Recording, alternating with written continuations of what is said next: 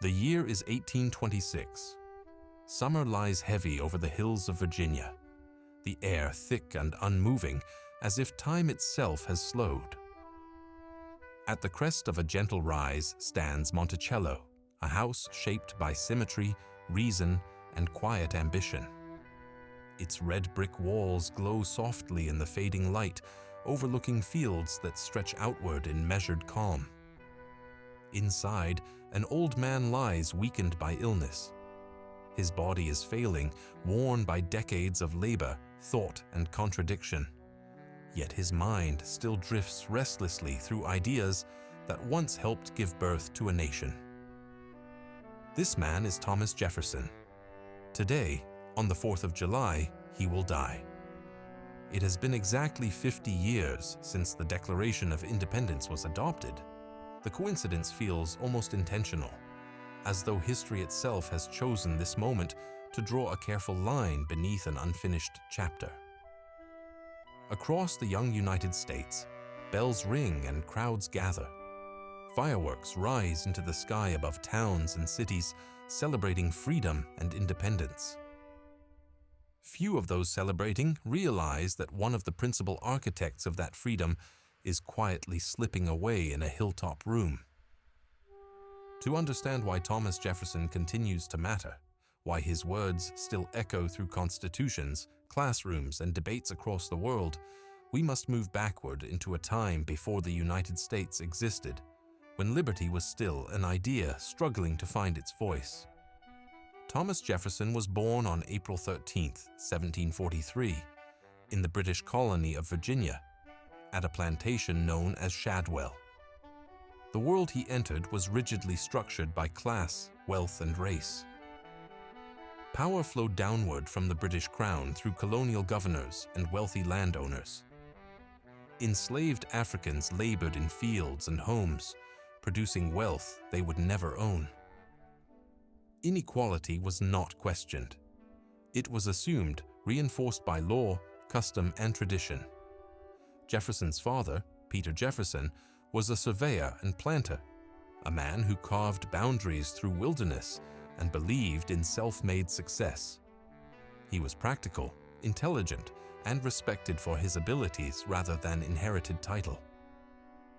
Jefferson's mother, Jane Randolph, came from one of Virginia's most prominent families, deeply rooted in colonial aristocracy.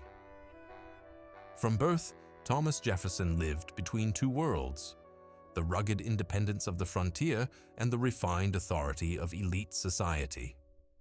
This tension would follow him throughout his life, shaping both his ideals and his contradictions. As a child, Jefferson was quiet and observant. He did not dominate others through strength or volume. Instead, he retreated inward, drawn toward study and reflection. Books became his constant companions. He read history, philosophy, science, mathematics, and classical literature with relentless focus. Knowledge was not a hobby for Jefferson. It was sustenance. Years later, he would say he could not live without books, and those who knew him understood the truth of the statement. Reading shaped how he thought, how he questioned, and how he imagined the world might be reorganized. At 17, Jefferson entered the College of William and Mary, one of the most respected institutions in the American colonies. There, his intellectual universe expanded rapidly. He encountered the thinkers of the European Enlightenment, men who challenged monarchy, religious authority, and inherited power. John Locke argued that individuals possessed natural rights simply by being human. Isaac Newton revealed a universe governed by laws that could be understood through reason. Francis Bacon promoted observation and inquiry as the engines of progress. These ideas struck Jefferson with tremendous force. They convinced him that societies were not fixed by divine decree. They were constructed by human beings and therefore could be improved, corrected, or dismantled. Jefferson absorbed these philosophies deeply. He began to see government as a human invention rather than a sacred institution. If it failed to protect liberty, it lost its legitimacy. This belief would become the foundation of his political thought and later his most famous words. After completing his education, Jefferson studied law and entered public life, just as tensions between Britain and its American colonies were reaching a breaking point. Parliament imposed taxes without colonial representation. British authority tightened. Protests spread. Jefferson was not a fiery speaker capable of rousing crowds with emotion. His strength lay elsewhere. He wrote carefully, precisely, with conviction. Jefferson believed that words could shape reality. He understood that ideas, once written and shared, could travel further than armies. When revolution became unavoidable, Jefferson was selected for what he did best. In 1776, he was tasked with drafting a document that would explain to the world why 13 colonies were breaking away from the most powerful empire on earth. The responsibility was enormous. The risk was absolute. Failure would mean treason. What Jefferson produced was more than a political argument. It was a philosophical declaration. He wrote that all men are created equal, endowed with unalienable rights, including life, liberty, and the pursuit of happiness. He argued that governments exist to secure these rights and derive their power from the consent of the governed. These words were radical. They challenged centuries of accepted authority. They declared that legitimacy flowed upward from the people, not downward from kings. Yet even as Jefferson wrote these ideals, a profound contradiction lived within him. He owned enslaved people. He relied on their labor. He condemned slavery as a moral evil while participating in the system that sustained it. This tension was not hidden. It existed at the very center of his life, shaping how history would come to judge him. Jefferson was a visionary who articulated universal liberty, and a man constrained by the injustices of his time and his own choices. When independence was achieved, Jefferson's influence did not fade. It expanded. He served as governor of Virginia during the turbulent years of war, facing criticism and hardship. Later, he was appointed ambassador to France, arriving just as revolutionary ideas were beginning to ignite another nation. He watched closely as France wrestled with liberty, equality, and power. Hopeful at first, uneasy as violence replaced reason. The experience left a lasting mark, reinforcing his belief that freedom required education, restraint, and strong institutions to survive. When Jefferson eventually returned to America, the revolution was complete, but the experiment had only begun. When Jefferson returned to the United States, the war for independence had ended, but the struggle to define the nation had only begun. Victory over Britain did not automatically produce unity, stability, or clarity. The new republic was fragile, burdened by debt, divided by regional interests, and uncertain about how much power its central government should hold. Jefferson stepped into this unsettled world with deep convictions and equally deep fears about concentrated authority. He accepted the position of Secretary of State under President George Washington, believing he could help guide the country toward a future rooted in liberty and restraint. Almost immediately, ideological fault lines emerged. Jefferson envisioned an agrarian republic composed of independent farmers, citizens whose economic self-sufficiency would protect their political freedom. He believed local governance best preserved liberty, and that strong central institutions carried the seeds of tyranny. Across the cabinet table sat Alexander Hamilton, whose vision could not have been more different. Hamilton favored a powerful federal government, a national bank, close ties to commerce, and an industrial economy capable of competing with Europe. Their conflict was not merely personal, it was philosophical. Jefferson feared that Hamilton's financial system would concentrate wealth and power in the hands of a few, recreating the very aristocracy the Revolution had rejected.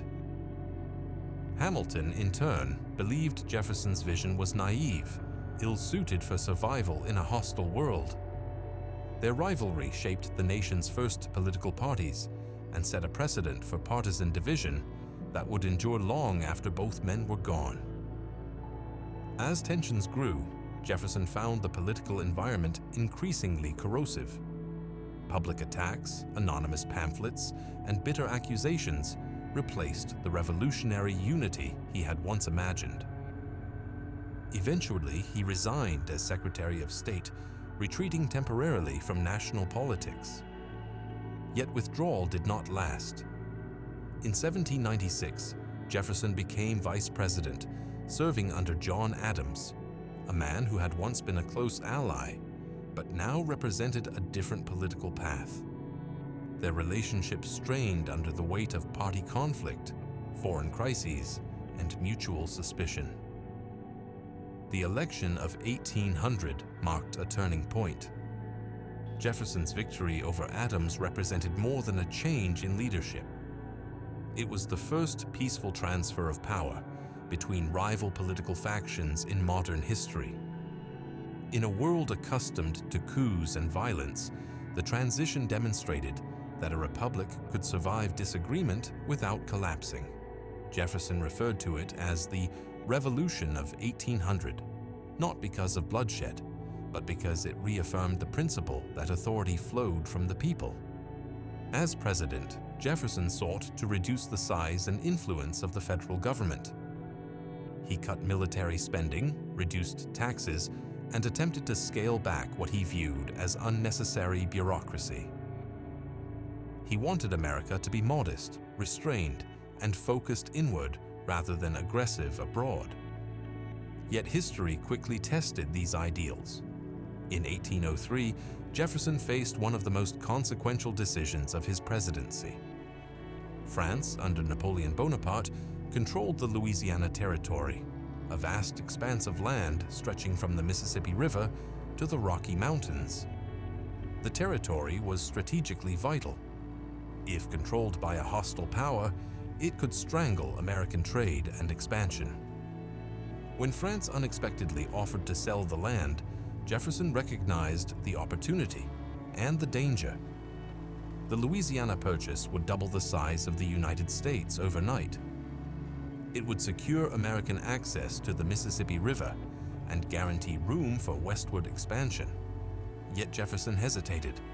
The Constitution did not explicitly grant the president authority to acquire foreign territory. As a strict interpreter of constitutional limits, Jefferson worried he was betraying his own principles. In the end, he chose pragmatism over purity. He authorized the purchase, believing the survival of the Republic demanded flexibility. The decision reshaped the nation's future. It ensured American growth, altered global power dynamics, and confirmed Jefferson's legacy as a leader willing to act decisively when history demanded it, even at personal philosophical cost. Despite these successes, Jefferson's presidency was not without failure. His attempt to keep the United States neutral amid European wars led to the Embargo Act, which halted American trade with foreign nations. The policy devastated the economy and proved deeply unpopular. It revealed the limits of idealism when confronted with complex global realities. Jefferson, increasingly weary of political conflict, chose not to seek a third term. When he left office in 1809, Jefferson returned once again to Monticello. He was older now, burdened by debt, yet still intellectually restless. He devoted himself to study, correspondence, and architectural design. He remained deeply engaged with science, agriculture, and philosophy, experimenting with crops and inventions while reflecting on the nation's future. One concern haunted him above all others: education. Jefferson believed democracy could not survive without an informed citizenry. Ignorance, he feared, would make people vulnerable to demagogues and tyranny. This conviction led him to one of his most enduring achievements, the founding of the University of Virginia. Unlike existing institutions, the university was designed without a chapel at its center. Instead, a library stood as the symbolic heart of the campus. Knowledge, not doctrine, would guide learning. The curriculum emphasized science, law, philosophy, and modern languages. Jefferson viewed the university as a safeguard for liberty, a place where reason could be cultivated for generations to come. As the years passed, Jefferson's health declined, but his correspondence flourished. He exchanged letters with former allies and adversaries alike, most notably John Adams. Their letters reveal reflection rather than rivalry, shared memory rather than resentment. Two old revolutionaries looking back on the risks they took, the hopes they carried, and the nation they helped create. By the mid-1820s, Jefferson was largely confined to Monticello. Debt weighed heavily on him. The world around him changed rapidly, and the nation he helped found faced challenges he could no longer influence directly. Still turning over the great questions of liberty, power, and human nature. As the 50th anniversary of independence approached, Jefferson sensed the end was near. He had lived long enough to see his words take root far beyond what he could have imagined. He had also lived long enough to see their limitations exposed. The American experiment, he knew, was unfinished. As July of 1826 approached, Thomas Jefferson felt the slow march of time more acutely than ever. His body, once full of energy and resilience, had grown frail. Each day brought new challenges. The simple act of walking through Monticello's halls, holding a pen, or turning the pages of a book required concentrated effort. Yet his mind remained sharp, alive with reflection and observation. From his quiet bedroom, he followed the preparations for the nation's 50th anniversary, aware of the significance of the approaching date. Half a century had passed since the bold Declaration of Independence, since he, John Adams, Benjamin Franklin, and others had dared to imagine a new nation built on principles of liberty.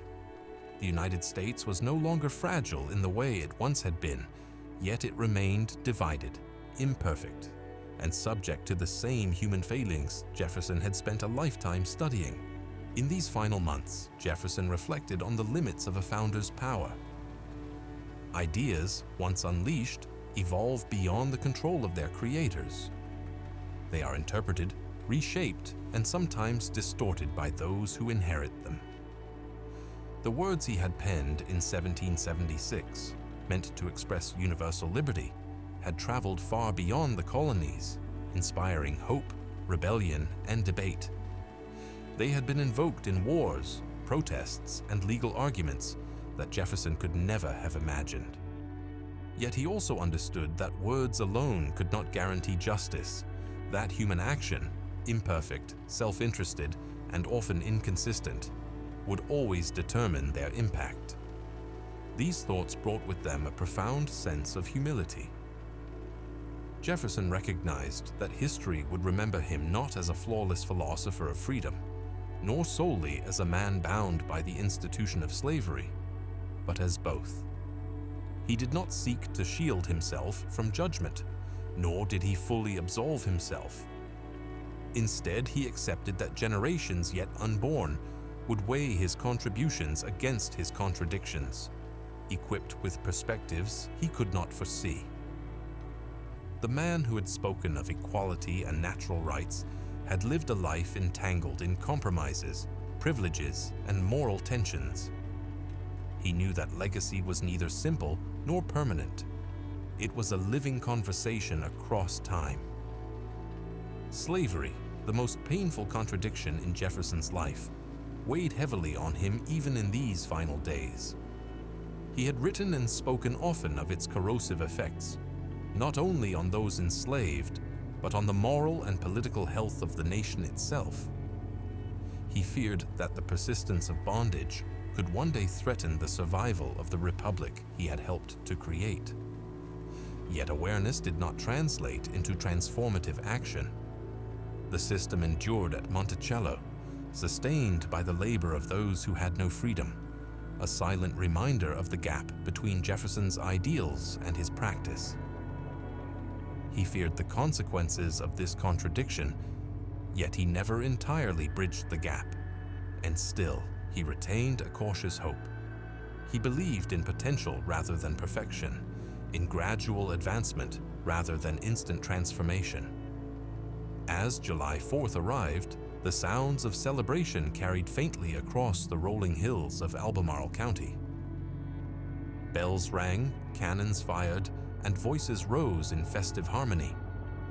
Jefferson, lying in the quiet of Monticello, heard them as distant echoes, a reminder that the nation's life continued even as his own drew to a close. He drifted between wakefulness and the haze of illness, contemplating the vast distance between the ideals he had championed and the reality he now observed. There were no speeches to deliver, no declarations to issue. The drama of public life had faded. Instead, there was the steady, unremarkable passing of time and the mind's slow preparation for departure. When Jefferson finally passed, it was quietly, with dignity, in the home he had designed and cherished. The date, July 4th, 1826, struck history with poetic resonance. Only hours later, John Adams, his longtime rival and correspondent, also died, reportedly murmuring Jefferson's name with his final breath. Their simultaneous departures became symbolic, a testament to intertwined destinies, a reminder that men who had once debated, disagreed, and yet shared a vision for a new nation were bound forever in history. Their deaths, 50 years after the nation's birth, marked the end of an era and underscored the enduring nature of the American experiment. Jefferson's passing did not resolve the questions that had occupied him throughout his life. Equality, liberty, the balance of power, the role of government. These questions persisted, pressing upon subsequent generations to wrestle with them anew. Who belongs within the promises of freedom? How can liberty exist alongside inequality? What obligations do citizens owe to one another in a republic built on principle, yet constrained by human imperfection? These questions multiplied with each decade, becoming touchstones of political and moral discourse. Over time, Jefferson's reputation shifted in response to changing values and historical interpretation. At moments, he was elevated to near mythical status, celebrated for eloquence, intellect, and vision, while the contradictions of his life were minimized or ignored. At others, he was critiqued sharply, condemned for the moral failings that accompanied his brilliance. Both perspectives, though partial, reflected the complex truth of Jefferson's character. A man of extraordinary intellect and ambition, yet also of human limitation. He was neither a flawless hero nor a simple villain, but a figure whose life demanded engagement, contemplation, and debate. Monticello, Jefferson's architectural masterpiece, endured beyond his lifetime. Its terraces and domes, carefully conceived, bore witness to a mind attuned to harmony, beauty, and rational design. Yet the estate also carried the shadow of slavery, a persistent reminder of the compromises upon which wealth and vision had rested. The University of Virginia, founded by Jefferson to nurture knowledge and civic virtue, continued to educate generations, embodying his belief that reason and learning are inseparable from freedom. His writings, particularly the Declaration of Independence, traveled far beyond American borders, inspiring movements, revolutions, and reforms he could scarcely have imagined. His words, invoked by people who never knew him, became instruments of struggle and hope, affirming his faith in the enduring power of ideas. Jefferson wrote that the earth belongs to the living, not the dead. This idea captures the essence of his vision for democracy. Each generation must shape its own destiny, interpreting and reinterpreting inherited principles in light of current circumstances. Legacy, in Jefferson's view, was not static. It was meant to provoke thought, inspire inquiry, and demand action. The republic he helped create was not a completed structure, but a framework requiring continual care, reflection, and effort. Its vitality depended on engagement, not veneration, and on the willingness of citizens to confront contradictions rather than ignore them. Even today, Jefferson remains a figure of tension. He exemplifies the power of ideas to inspire and the capacity for human contradiction to challenge moral authority. His life shows that progress is neither inevitable nor easy, that ideals can outstrip the abilities of those who articulate them, and that moral compromise does not erase the influence of vision. To engage with Jefferson is to confront these tensions, to recognize both achievement and failure, and to wrestle with the enduring questions he posed. The American experiment continues to grapple with the dilemmas Jefferson faced: liberty and order, equality and exclusion, idealism and reality. These tensions are not signs of failure. They are evidence that the experiment is alive, dynamic, and ongoing. Jefferson's insight lay not in providing definitive answers, but in insisting on questions that demand examination, debate, and effort. Freedom, in his understanding, is never static. It requires vigilance, participation, and moral courage. It thrives not in certainty, but in reflection and action. Perhaps Jefferson's greatest contribution is the challenge he leaves to future generations: to think critically, to question assumptions, to hold ideals accountable, and to act in the pursuit of a more just and enlightened society. His voice, though silent, endures as an invitation to engage with the unfinished work of democracy, to continue the conversations he began, and to confront the contradictions that define human life. In this sense, Thomas Jefferson's legacy is not merely historical. It is active, living, and demanding. To walk through Monticello, to read his writings, or to consider the history he shaped, is to participate in an ongoing dialogue. Jefferson reminds us that liberty is both fragile and precious, that equality is a goal never fully realized, and that the pursuit of justice requires unceasing effort. His life, full of brilliance, contradiction, and reflection, offers not certainty, but a model for thoughtful engagement. He demonstrates that ideals endure even as human beings fall short, and that questions once raised persist across generations, challenging each to consider what it truly means to live in a free society. Thomas Jefferson's death, occurring on the very anniversary of the nation he helped create, is a reminder that history is continuous. The questions he asked, the ideals he articulated, and the contradictions he embodied remain present, shaping discourse, inspiring reform, and provoking reflection. His life and legacy demand attention not as static monuments, but as living challenges: to think critically, to act ethically, and to continue the experiment of self-governance he so passionately envisioned.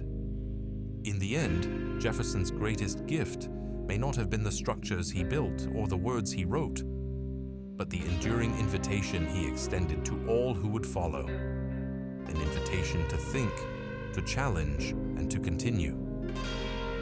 In this invitation lies the essence of his vision: a nation alive with questions, striving toward liberty, and ever aware of the work yet to be done.